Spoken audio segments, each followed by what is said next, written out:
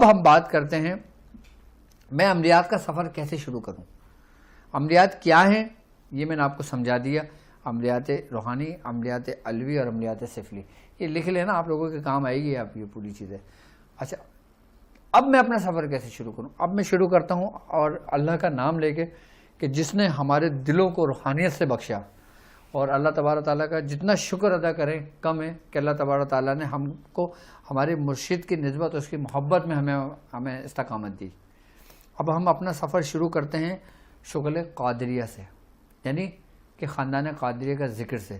اب یاد رکھنا کہ یہ ذکر کیا ہے، کس طرح ہوگا، کیسے ہوگا، اس میں کیسے بیٹھا جائے گا، کس طرح ہم نے آغاز کرنا ہے، اور کس طرح ہم نے عملیات علوی سے اپنا سفر شروع کرنا ہے.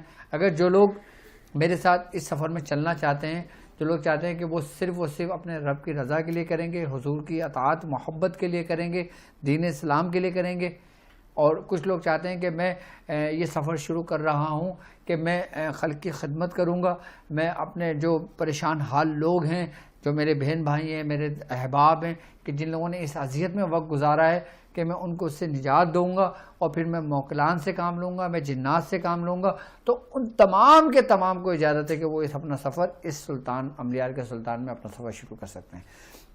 تو یہ سفر کرنے سے پہلے سب سے پہلے ہم نے اس ذکر کی رسی کو تھامنا ہے جس کے بارے میں حضور کریم صلی اللہ علیہ وآلہ وسلم سے پوچھا گیا، یا رسول اللہ کہ سب سے بہترین اور سب سے افضل ذکر کون سا ہے؟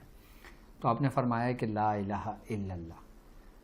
اب لا الہ الا اللہ ذکر ہمیں تعلیم تو کر دیا، لیکن اب ہم اس کو کریں گے کیسے؟ کیا ہم اس کی تکرار کریں؟ کیا ہم اس کو لاتعداد پڑھیں؟ کیا ہم اس کو چلتے پھرتے پڑھیں؟ کیا ہم اس کو اٹھتے بیٹھتے پڑھیں؟ ہمیں کس طرح پڑھنا چاہیے کہ جس میں ہم کم پڑھیں، ہمیں فیض زیادہ ہو؟ ہم اس طریقے سے پڑھیں جس طریقہ کا ہمیں ہمارے بزرگان دین نے تعلیم فرمایا ہے، ہمارے خانوادے کے بزرگان دین نے تعلیم فرمایا ہے، کہ جو چند لمحوں میں یعنی کہ کم وقت میں زیادہ کامیاب ہو جاتے تھے. ہم کس طرح یہ سفر شروع کریں گے؟ اور یہ ذکر جو میں آپ کو تعلیم کر رہا ہوں، اس کا طریقہ کار سمجھا رہا ہوں، یہ ہمارے خاندان قادریہ کا ہے.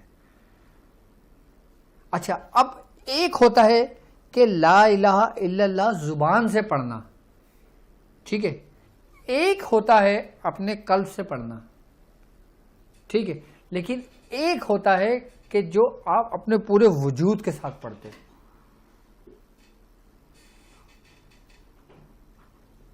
ہم نے زبان سے نہیں پڑھنا،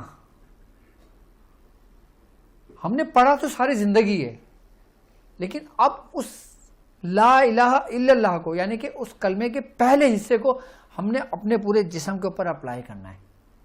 اب ہم اپنے پورے جسم کے اوپر اپلائی کیسے کریں گے؟ اب یقیناً ہم اپنے جسم کے اپلائی ایسے کریں گے کہ جب ہم پریکٹس کریں گے. اب اس کی پریکٹس کیا ہے؟ اس کی پریکٹس یہ ہے کہ رات کے پہر، وہ کوئی بھی وقت ہو، یا آپ کوئی بھی عمل کر رہے ہوں، یا ابھی آپ کا کوئی بھی عمل چل رہا ہو، جیسے حزب البحر لوگوں کا چل رہا ہے، جیسے سورہ مزمل شریف لوگوں کی چل رہی ہے، جیسے سورہ قریش لوگوں کی چل رہی ہے، کچھ بھی چل رہا ہے، صرف 5 منٹ آپ نے صرف 5 منٹ دینا ہے اس ذکر کو. یہ 5 منٹ آپ کے 5 گھنٹوں پر غالب آئے گا. اچھا یہ میں وہ طریقہ بتا رہا ہوں کہ جب ہم پڑھائی کے لیے بیٹھتے ہیں نا، جب تجلیات انوار کا جب ظہور ہوتا ہے، کہ جب روحانیت کا ہمارے اندر ظہور ہوتا ہے، تو اس 5 منٹ سے وہ روحانیت ہمارے اندر قائم مقام ہوتی ہے، اور ہم اس کو محسوس کر دیں گے. ہم محسوس کریں گے، محسوس کرتے ہیں. وہ 5 منٹ آپ کو رجت سے بچائے گا. وہ 5 منٹ آپ کی غلطیوں کا ازالہ ہوگا. یعنی کہ پڑھائی کے دوران اگر آپ سے کوئی غلطی ہو جاتی ہے نا، تو کوئی موکلان آپ کو نقصان نہیں پہنچا سکتا، کوئی جنات آپ کو نقصان نہیں پہنچا سکتا، کیونکہ یہ 5 منٹ جو ہے نا، یہ سمجھ لو کہ پورا دائرہ حصار ہے. یہ ہم لوگ، وہ لوگ جو نیا سفر شروع کر رہے ہیں، اور وہ لوگ جو سفر شروع کر چکے ہیں، اور وہ لوگ جو اپنے سفر کی انتہا پر ہیں، یہ ایسا طریقہ کار ہے کہ جو سب کے سب کو جو نا آسمانوں کی بلندیوں پہ پہنچا دے گا. کیونکہ میں وہ طریقہ کار آپ لوگوں کو تعلیم کر رہا ہوں جو ہم تک ہمارے بزرگوں سے پہنچا ہے. سلاسل کی تعلیمات، اصل مقصد ہمارا ہے کہ سلاسل کی تعلیمات کو عام کرنا. اصل ہمارا مشن ہے کہ ہم اپنے بزرگوں کی ان روحانیت کا چرچا کریں کہ جو ہمارے بزرگان دین نے بڑی بڑی محنت اور ریاضتیں کر کے ہم تک وہ پہنچایا ہے، اور ہمارا فرض بنتا ہے کہ اب ہم اس کو آگے سپرد کریں۔ اب ہم نے کرنا کیا ہے؟ اب ہم نے پڑھائی شروع کرنے سے پہلے یاد رکھنا کہ کوشش کرنا کہ اللہ تبارک تعالیٰ مستقل مزاجی کرنے والوں کو پسند فرماتا ہے۔ میں چاہتا ہوں کہ آپ مختصر کرو لیکن مستقل مزاجی سے کرو، پابندی کے ساتھ کرو، ٹھیک ہے؟ کسی بھی وقت کر لو لیکن کرو ضرور۔ ابتدا میں تو ظاہر سی بات ہے ہر عام بندہ اس کو کرنا اس کے لیے مشکل ہوتا ہے، لیکن عام لوگوں کو میری طرف سے اجازت ہے کہ وہ کسی بھی وقت کر لیں، پورے دن پوری رات میں۔ لیکن وہ لوگ جو اپنا سفر شروع کر چکے ہیں، جب وہ اپنے عمل پہ بیٹھتے ہیں تو اس سے پہلے لازمی یہ عمل کرنے۔ آپ نے صرف 10 مرتبہ لا الہ الا اللہ پڑھنا ہے، لیکن پڑھنا ایسا ہے کہ آپ کے 1000 10,000 پڑھنے کے مترادف ہو۔ آپ نے 10 مرتبہ صرف لا الہ الا اللہ پڑھنا ہے، اس طریقے سے پڑھنا ہے کہ جب آپ اپنے مصلی پہ بیٹھ جائیں اور آپ نے بالکل دونوں زانوں ہو کے اگر بیٹھتے ہیں، آپ دونوں زانوں ہو کر بیٹھ جائیں۔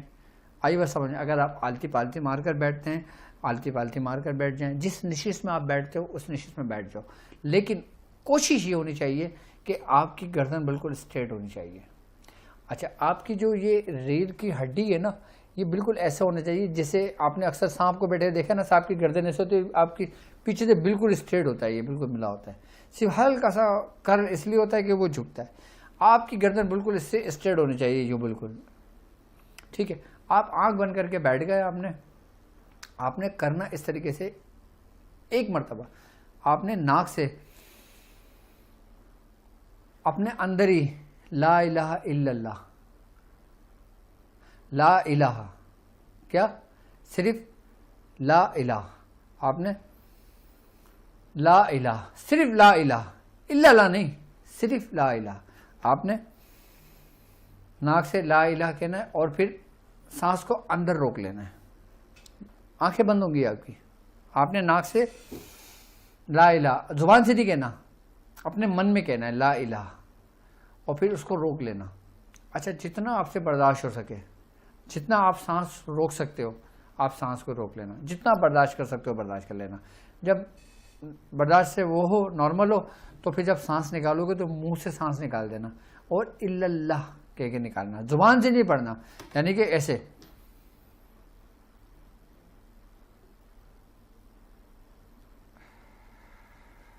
ایسے لا الہ اندر سکون سے کہنا اور پھر اس کو روک لینا اور پھر منہ سے الا اللہ کہہ کے نکال دینا۔ یہ صرف 10 مرتبہ پریکٹس کرنا ہے آپ نے۔ یہ 10 مرتبہ کی پریکٹس آپ کی جو 3 گھنٹے کا عمل ہوگا نا، یہ اس کو کامیاب کر دے گا۔ یہ ایسے ہے 10 مرتبہ کی پریکٹس کہ یہ آپ کو اس تالے کی کنجی ہے جو 4 گھنٹے بیٹھ کے آپ ڈھونڈتے ہو کہ مجھے مل جائیں، وہ یاقوت، وہ مرجان، وہ روحانیت کے خزانے جو رب نے میرے مرشد، میرے سلطان کو عطا کیے ہیں، کہ اس کا حصہ میرے حصے میں بھی آ جائے۔ اور پھر جب یہ ذکر اس طریقے سے 10 مرتبہ کرو گے نا تو یہ اس کی چابی ہے۔ اچھا، بعض لوگ لا الہ الا اللہ سے کہتے ہیں اور محمد رسول اللہ سے سانس نکالتے ہیں، لیکن ابھی ہم نے ابتدا پہ چلنا ہے، ہم نے پہلے سفر اپنا لا سے شروع کرنا ہے۔ اچھا، ایک بات یاد رکھیے گا روحانیت کی دنیا میں، خاص کر عملیات کے سفر میں، کہ جن لوگوں کو اپنی سانس کے اوپر پریکٹس ہوتی ہے، یعنی کہ کنٹرول ہوتا ہے، ان کو روحانیت پہ کنٹرول ہوتا ہے۔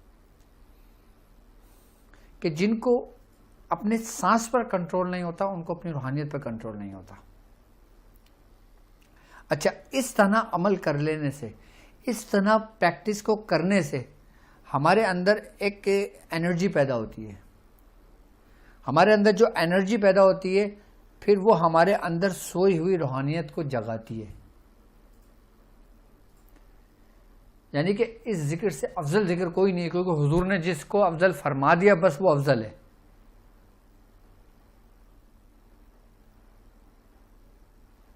جب ہم اس کو اپنے باڈی کے اوپر اپلائی کرتے ہیں، اپنے جسم کے اوپر اپلائی کرتے ہیں، اس کوڈ کے اندر پورا میسج ہے آپ کے اندر۔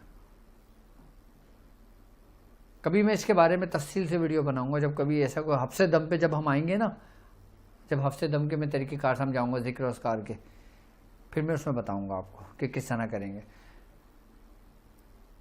پھر میں آپ کو بتاؤں گا کہ سانس میں جو میسیج ہمارے پاس آ رہے ہوتے ہیں نا، وہ کیا میسیج آ رہے ہوتے ہیں ہمارے، اور ہم کیا سمجھ رہے ہوتے ہیں اس کو. تو یہ 10 مرتبہ ہم نے پریکٹس شروع کرنا ہے. یہ ذکر ہے اور تمام ذکروں سے افضل ذکر ہے. تمام ذکروں کا سمجھ لیں کہ سب سے بڑا ذکر ہے یہ، صرف لا الہ الا اللہ، کہ نہیں ہے کوئی معبود سوا اللہ کے. اب یقیناً جو لوگ شریعت کو جانتے ہیں، جو لوگ طریقت کو جانتے ہیں، جو تھوڑا بہت دین کو سمجھتے ہیں، وہ آٹومیٹک گناہوں سے تو دور ہی ہیں نا. وہ بے حیائی سے بھی دور ہیں، بری باتوں سے بھی دور ہیں. آئی بس سمجھ میں، شراب بھی نہیں پیتے، چوری بھی نہیں کرتے، زنا بھی نہیں کرتے، غلط کام بھی نہیں کرتے. تو تزکیہ نفس کس کو کہو گے؟ نگہبانی کرنا اپنے قلب کی کہ اس میں غیر کی محبت نہ آئے. نگہبانی کرنا اپنی، کہ کوئی دوسرا صلاحیت نہ کر جائے. سرکار دو عالم صلی اللہ علیہ وآلہ وسلم اپنے ابتدائی وقت میں غار ہرا میں آپ کیا کرتے تھے؟ آپ کی سب سے بہترین عبادت یہی عبادت تھی. خیر آپ کے قلب میں، آپ کے دل میں تو شروع سے ہی اللہ اللہ تھا، غیر کی محبت کو سوال ہی نہیں پیدا ہوتا. لیکن ہم امتیوں کے لیے ایک حجاب رکھا گیا ہے، اور وہ حجاب بھی غیر کی محبت ہے. جس دن پوچھتے ہو نا حجاب حجاب حجاب کیا ہے، حجاب کیا ہے؟ حجاب غیر کی محبت ہے. جس دن ہمارے اندر سے غیر کی محبت نکل گئی نا، اس دن یہ سمجھ لو کہ ہم بالکل کامیاب ہو گئے، بالکل کامیاب ہو گئے. کیوں بزرگان دین فرمایا کرتے تھے کہ اپنے اندر کے بتوں کو توڑو. ابھی ہم اپنے اندر کے بتوں کو نہیں توڑا ہم نے، اور پھر ہم شکایت کرتے ہیں کہ 40 دن میں ہمیں اللہ نہیں ملا، 1 سال میں ہمیں اللہ نہیں ملا، 2 سال میں ہم نے اتنی بار حزب البحر پڑھ لیا، آج تک کوئی فائدہ نہیں ہوا، صرف ثواب ملتا ہے. کیوں لوگ کہتے ہیں؟ اس لیے کہتے ہیں کہ اپنے اندر کے بت کو نہیں توڑا. کیوں مراقبے کو مراقب کہا جاتا ہے؟ کیوں کہا جاتا ہے کہ اس میں مطلب نگہبانی کرنا ہوتا ہے؟ کس کی نگہبانی کرنا ہوتا ہے بھائی؟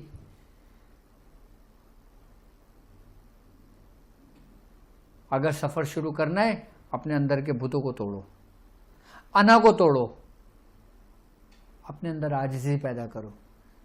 یاد رکھو کہ سرکار دو عالم صلی اللہ علیہ وآلہ وسلم کا فرمان عالی شان ہے. آپ نے فرمایا کہ تم میں بہترین شخص وہ جس کا اخلاق سب سے اچھا ہے. اور یقین جانے میں یہ بات دعوے سے کہہ سکتا ہوں کہ ہمارے مرشد فرماتے ہیں بلکہ اس بات کو کہ سلوک کا اگر ایک بڑا حصہ دیکھیں نا تو بڑا حصہ اخلاق پر مشتمل ہے. اگر تصوف کی اگر ہم بات کرتے ہیں تو اس کا بڑا حصہ اخلاق پر مشتمل ہے. اگر آپ کا اخلاق اچھا نہیں ہے تو آپ کتنے ہی کامل کیوں نہ ہو، آپ دھپ کر کے ایک آواز آئے گی، آپ نیچے پڑے ہوئے ہوگے.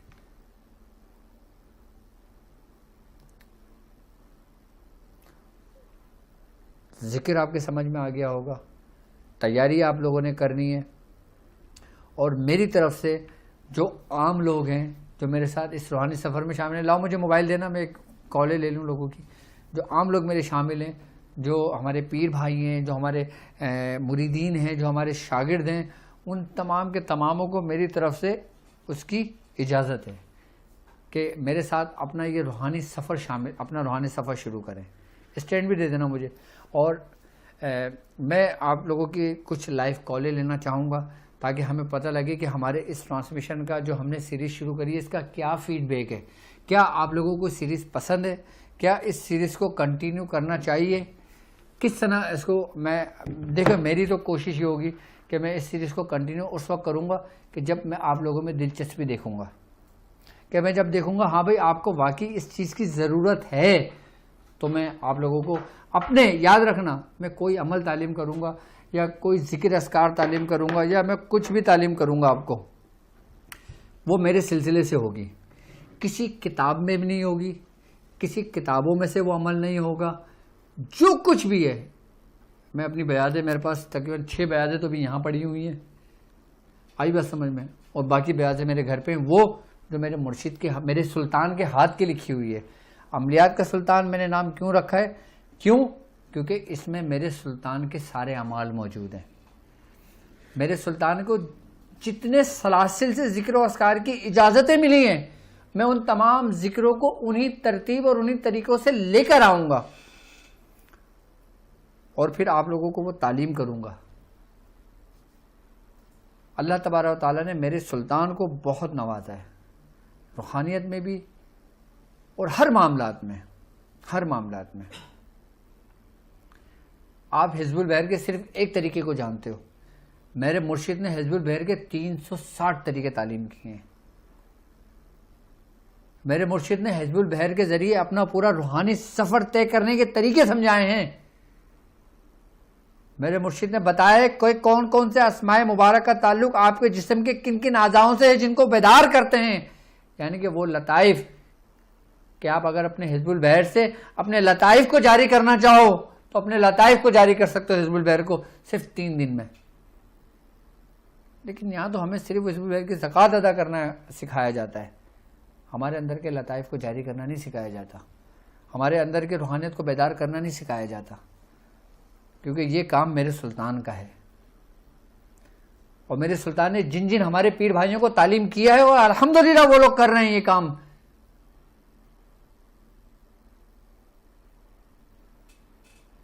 اور سب سے بڑی بات یہ ہے کہ جو میرے سلطان ہیں ان کے پاس ان کے در پہ جو شخص جس عمل کے لیے آتا ہے، جس ترتیب و جس طریقے کے لیے آتا ہے، وہ کبھی اس کو منع نہیں کرتے۔ آپ حضور سے میرے سلطان سے پوچھیں کہ حضور ہمیں اس کا طریقہ کار بتائیں، وہ آپ کو بتائیں گے، لیکن پوچھے تو صحیح نا۔ آپ سوال مجھ سے پوچھیں، میں حضور سے جا کے اس کی اجازت لیں، میں حضور پہلے دیکھیں گے تو بولا کس نے ہے یہ بات، اور پھر ایک آواز آئے گی واجد۔ کیونکہ ہم نے ان کی صحبت میں جو وقت گزارا ہے نا، وہ اسی کام کے لیے گزارا ہے۔ ہم نے وقت کو ضائع نہیں کیا اپنے بزرگوں کی صحبت میں۔ آج بھی میرا اللہ گواہ ہے، آج بھی اگر میں جاتا ہوں نا تو اسی مقاصد کے سلسلے میں بات ہو رہی ہوتی ہے ہماری۔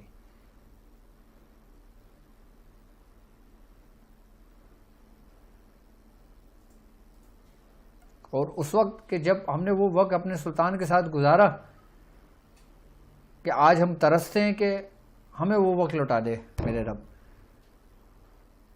کہ ہمیں وہ وقت لوٹا دے کہ جس وقت میں ہم نے ان کے ساتھ ایسا وقت گزارا، صبح دوپہر شام رات کو اٹھنا بیٹھنا کھانا پینا سب کچھ ساتھ تھا۔ اب جب سے شادی ہوئی، بچے ہوئے، گھر ہوا، سب کچھ ہوا، تو تھوڑے سے معاملات، اب ظاہر سی بات ہے ہر شخص اپنے معاملات میں لگ گیا۔ ہم تو اس وقت کو ڈھونڈتے ہیں، اس وقت کو یاد کرتے ہیں۔ اس وقت میاں حضور نے حزب البحر کے ذریعے، حزب البحر سے ذریعے، ان آیتوں کے ذریعے، ان دعائے کلمات کے ذریعے باقاعدہ طور پہ حزب البحر کے ماتحت جو ایوان ہیں، جو موکلان ہیں، ان کو بلانے کے طریقے کار لکھوائیں بیاض میں۔ اگر ایک شخص اپنی زندگی میں خالی حزب البحر کرتا ہے نا، تو وہ خالی حزب البحر کے ذریعے عملیات علوی کا پورا سفر طے کر کے عملیات روحانیت میں داخل ہو کے اپنے رب سے جا ملتا ہے۔